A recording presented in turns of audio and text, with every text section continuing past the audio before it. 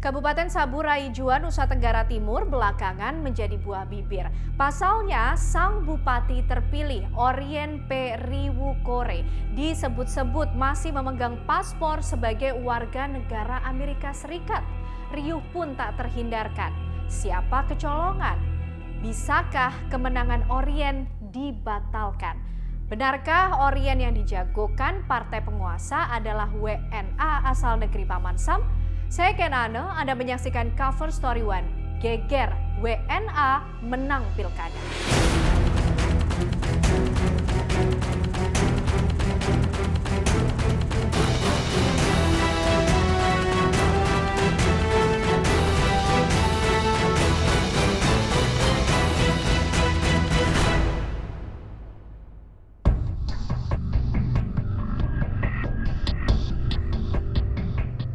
Polemik mengenai status kewarganegaraan Bupati terpilih Kabupaten Saburai Jua, Nusa Tenggara Timur belum berakhir. Fakta terungkap melalui balasan surat elektronik dari Kedutaan Besar Amerika Serikat di Indonesia. Diketahui, Orien merupakan warga negara Amerika Serikat.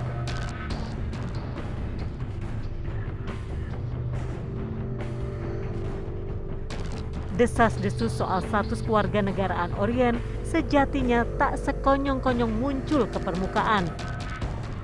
Sederetan upaya klarifikasi sudah ditempuh Bawaslu demi memperoleh bukti akurat. Pada awal September 2020, Bawaslu Kabupaten Saburai Jua telah menyurati KPU dan Kantor Imigrasi Provinsi NTT. Selanjutnya, Bawaslu Kabupaten Saburai Jua turut menyurati Kedubes Amerika Serikat perihal permohonan informasi data kewarganegaraan Orien P. Riwukore. Hingga pada awal Februari lalu, Kedubes Amerika Serikat akhirnya memberikan jawaban soal status kewarganegaraan Orien. Bawaslu Kabupaten Saburai Jua sudah mengingatkan KPU Kabupaten Saburai Jua untuk memastikan soal kewarganegaraan dari Pak Orien, sehingga dalam proses pendaftaran maupun penetapan nanti tidak mempunyai masalah. Bawaslu Provinsi dan Bawaslu RI sedang melakukan komunikasi dan koordinasi dengan Kedutaan Amerika Serikat di Jakarta untuk memastikan soal keabsahan dan kebenaran dokumen.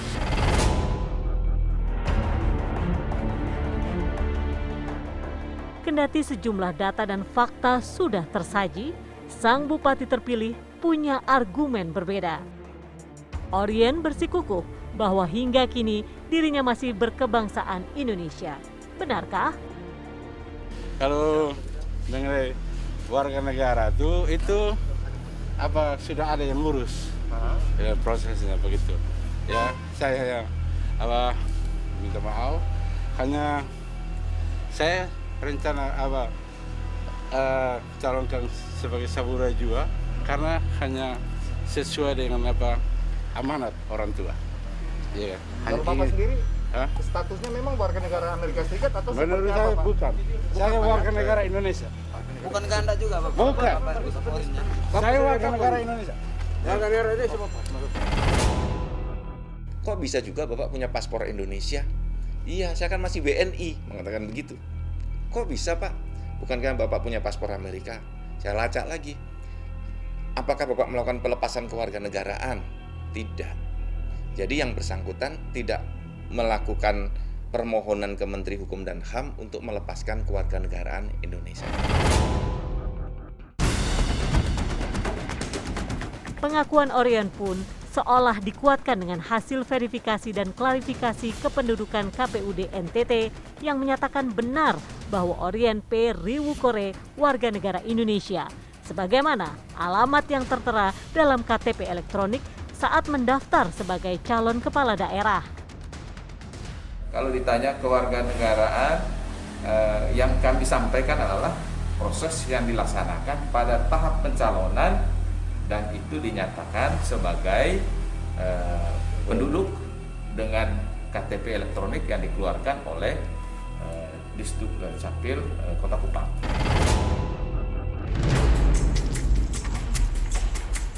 Dalam peraturan Komisi Pemilihan Umum nomor 1 tahun 2020 disebutkan bahwa syarat utama menjadi kepala daerah baik gubernur, bupati maupun wali kota adalah warga negara Indonesia. Bila mana kewarganegaraan Orien P. Riwukore sebagai WNA benar adanya, akankah statusnya sebagai bupati terpilih dalam pilkada terancam dibatalkan? Dengan mekanisme dan kewenangan yang diatur di dalam Undang-Undang Pilkada maupun Undang-Undang Pemerintahan Daerah, itu menjadi kewenangan Kementerian Dalam Negeri ya untuk menindaklanjuti, dalam arti apakah kemudian juga tetap dilantik atau ditunda atau ada tindak lanjut berikutnya gitu. Sampai saat ini apakah kemudian dilantik dulu sebagai bupati ataukah dibatalkan, bagaimana, ini masih dari perdebatan di kami juga. Kami lihat undang-undang lagi ngecek undang-undang pemerintahan daerah ya, dan undang-undang pemilihan kepala daerah. Dan ini harus kita bahas bersama dengan juga KPU. Tapi KPU sampai sekarang misalnya jawaban surat kami belum diberikan, kami tunggu sampai sekarang. Bagaimana konsekuensinya? Ini orang tidak memenuhi syarat menjadi kepala daerah, menjadi calon kepala daerah. Apa konsekuensi yang kedua dari konsekuensi pertama itu? Maka pencalonan pasangan ini harus dianggap tidak ada sedari awal. Batal demi hukum.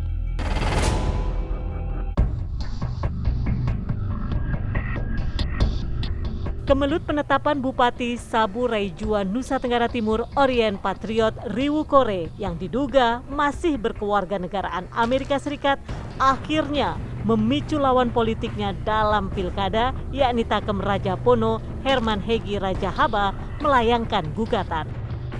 Melalui kuasa hukumnya Rudi Kabunang, pasangan nomor urut 3 itu mendaftarkan gugatan kepada KPUD Sabu Raijua ke Pengadilan Tata Usaha Negara Kupang, Nusa Tenggara Timur.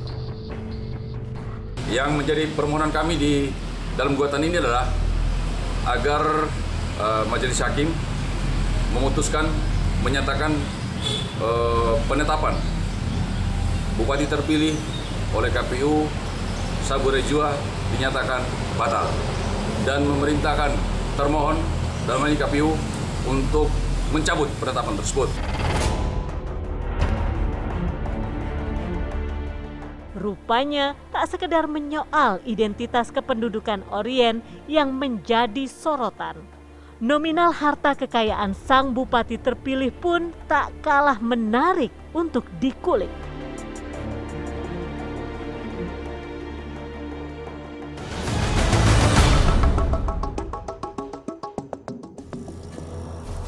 Di tengah polemik status kewarganegaraan Bupati terpilih Sabu Raijua, Orien P. Riwukore, harta kekayaannya pun tak kalah jadi sorotan. Dengan total aset mencapai 33 miliar rupiah, Orien diketahui memiliki sejumlah tanah dan bangunan di negeri Paman Sam. Namun sayang, meski telah malang melintang, sang bupati terpilih rupanya dikenal sebagai sosok yang tertutup di antara para kolega di tanah rantau.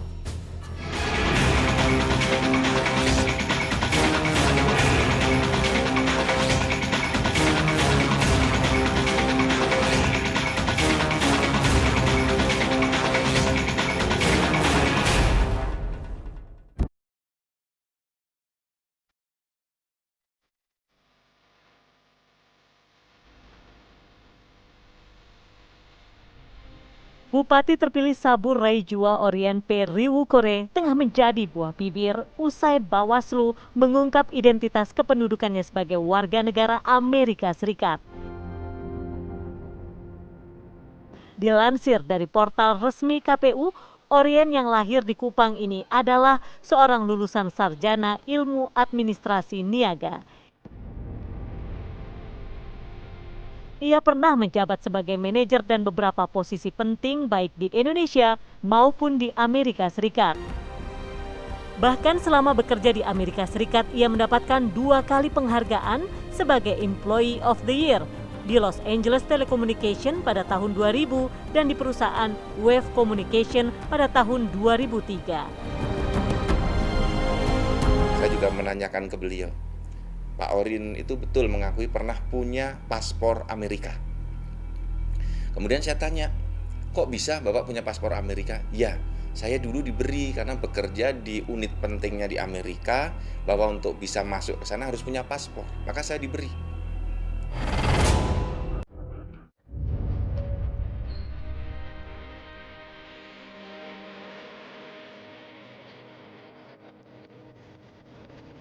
Berdasarkan laporan harta kekayaan penyelenggara negara, total harta kekayaan Orien sekitar 33 miliar rupiah.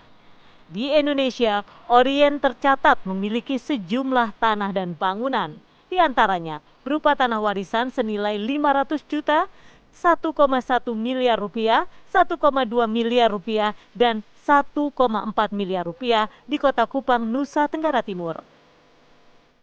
Selain tanah, pundi-pundi kekayaan pun berupa harta bergerak, surat berharga, dan juga kas.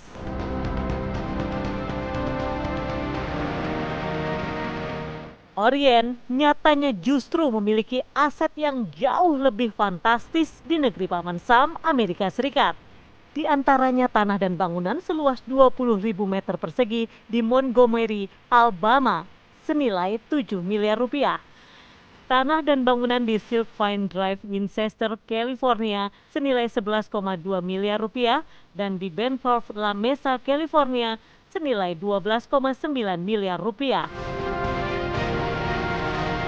Berdasarkan modal yang kerja keras dan disiplin, maka kami mampu melakukan hal-hal tersebut dalam waktu 3 tahun. Karena Orien P. Riwukore maju dalam Pilkada 2020 lalu bersama Tobias Uli sebagai calon bupati dan wakil bupati.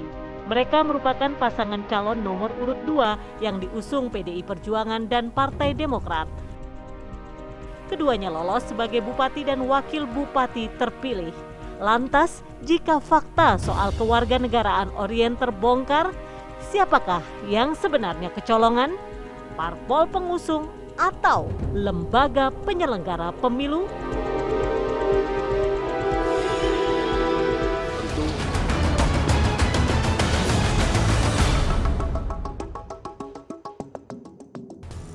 Kasus kewarganegaraan ganda yang disandang oleh Orien P. Riwukore menyentil Republik ini agar lebih tegas menegakkan aturan.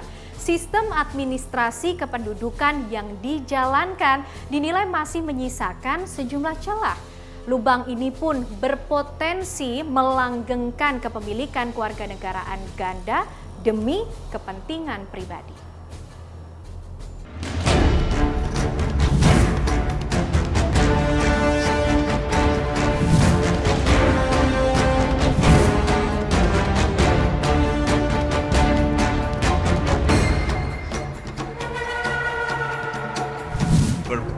berdasarkan modal yang kerja.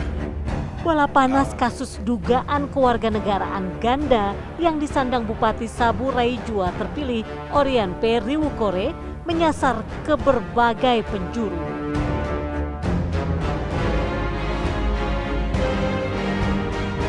Tapi bagaimana pula otoritas terkait lainnya di Indonesia sampai tak mengendus warga negaranya yang memiliki kewarganegaraan double?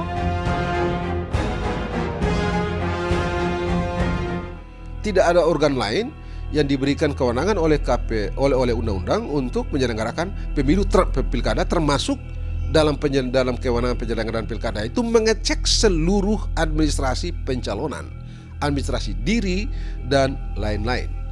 Itu cuma ada pada KPU, tidak pada orang lain. KPU lah yang menerbitkan keputusan orang ini memenuhi syarat dan tidak syarat dan menetapkan mereka sebagai calon. Jadi mereka pula lah yang memikul tanggung jawab dari peristiwa hukum sekarang ini. Saya sudah cukup lama sebagai penyelenggara belum menemukan ya kasus semacam ini. Saya kira kami berharap ini bisa diselesaikan dengan baik ya, sesuai dengan ketentuan yang berlaku dan ini bisa menjadi satu gambaran ya bagaimana kita melakukan upaya pencegahan, dan mudah-mudahan ke depan siapapun yang akan terlibat dalam proses pemilu maupun pilkada itu diharapkan clear ya segala aspek, baik syarat pencalonan maupun syarat calon, termasuk juga tentang syarat kewarganegaraan itu.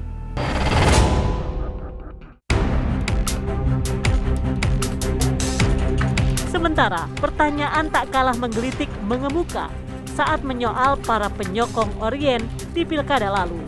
Sebab bagaimana bisa jejak pelik Orien yang menebar aroma kejanggalan itu sampai luput dari penciuman partai-partai elit sekaliber PDI Perjuangan, Demokrat maupun Gerindra? Sedangkan penyokong Orien syarat dengan para jempolan.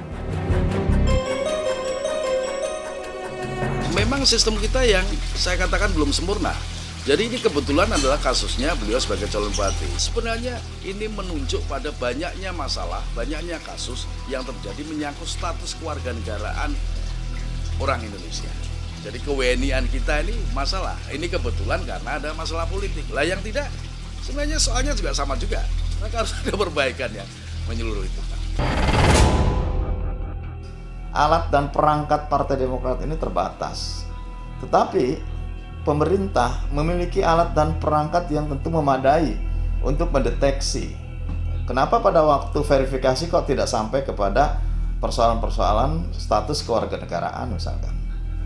Sikap apa yang harus diambil keputusannya ya dikembalikan kepada penyelenggara pilkada bersama dengan pemerintah.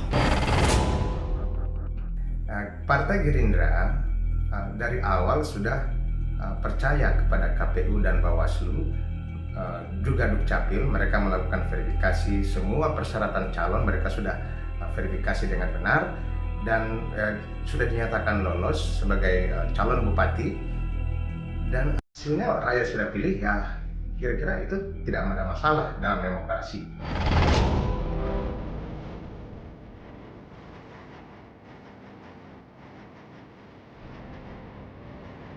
Bila merujuk pada konstitusi, maka sampai detik ini pun Indonesia masih menganut asas kewarganegaraan tunggal, alias hanya satu kewarganegaraan bagi setiap orang.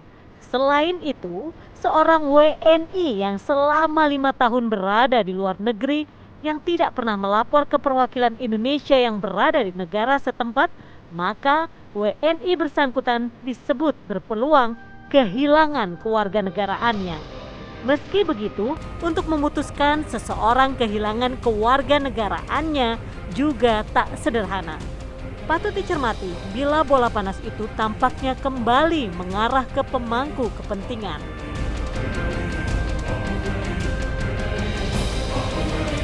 Kami adalah partai nasionalis, kita mengikuti ketentuan tentang warga negara tunggal, ya. Warga negara tunggal itu artinya kalau WNI ya WNI, tidak boleh dia merangkap sebagai warga negara yang lain, apalagi untuk jabatan publik. Tentu kita mengikhlaskan apabila beliau diberhentikan dan digantikan sesuai dengan mekanisme yang berlaku.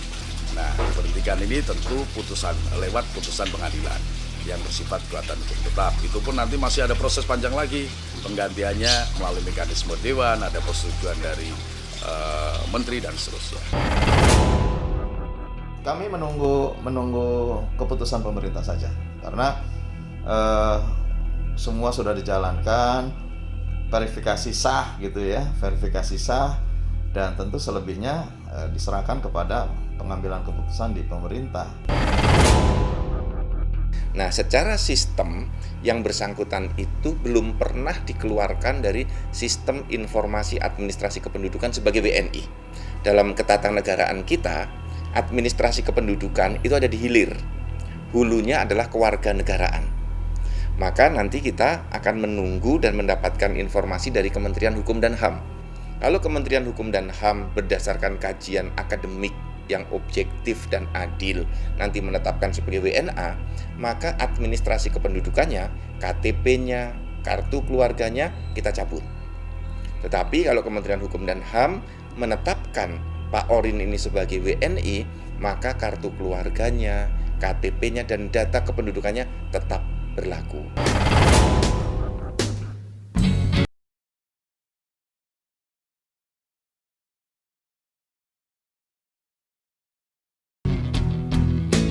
kasus dugaan dui kewarganegaraan Orien yang berstatus sebagai kepala daerah terpilih diklaim sebagai kasus baru di Republik ini.